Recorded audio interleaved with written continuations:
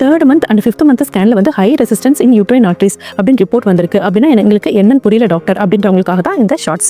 நார்மலாக வந்துட்டு கர்ப்பப்பைக்கு வந்து பார்த்தீங்கன்னா யூட்ரைன் ஆர்டரி மூலமாக தான் பிளட் ஃப்ளோ வந்து வந்துட்டு இருக்குங்க. இந்த பிளட் ஃப்ளோ எப்படி வருது அப்படின்றத ஸ்டடி பண்ணுறது நம்ம டாப்லர் அப்படின்றது மூலமாக ஸ்டடி பண்ணி பார்க்க முடியும். இதில் பிளட் ஃப்ளோ வந்துட்டு பேபிக்கு கரெக்டாக போயிட்டு இருக்கா அப்படின்றத பார்க்க முடியும். ப்ரெக்னன்சி டைமில் வந்து பார்த்தீங்கன்னா பிளட் ஃப்ளோ வந்துட்டு ரொம்ப ஜாஸ்தியாகவே போகும். ஏன்னா பேபி வந்து க்ரோ பண்ண வைக்கிறதுக்காக. இதில் ஹை ரெசிஸ்டன்ஸ் அப்படின்னா என்னன்னு கேட்டிங்கன்னா பேபிக்கு வந்துட்டு சீராக பிளட் போகாமல் விட்டு விட்டு போகுது அப்படின்றத நம்ம ரெசிஸ்டன்ஸ் அப்படின்னு சொல்லுவோம். அப்படி போகும்போது பேபிக்கு வந்துட்டு க்ரோத் வந்து அஃபெக்ட் ஆகும். அதே மாதிரி பின்னாடி வந்துட்டு அம்மாவுக்கு வந்துட்டு ப்ரெஷர் வரதுக்காக சான்சஸும் இதில் இருக்குது.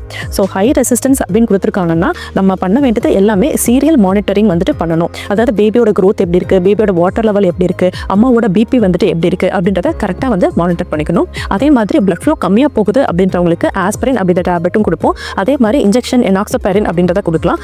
ஸோ தட் பிளட் ஃப்ளோ வந்துட்டு ரொம்ப சீராக கரெக்டாக போயிட்டுருக்கும்.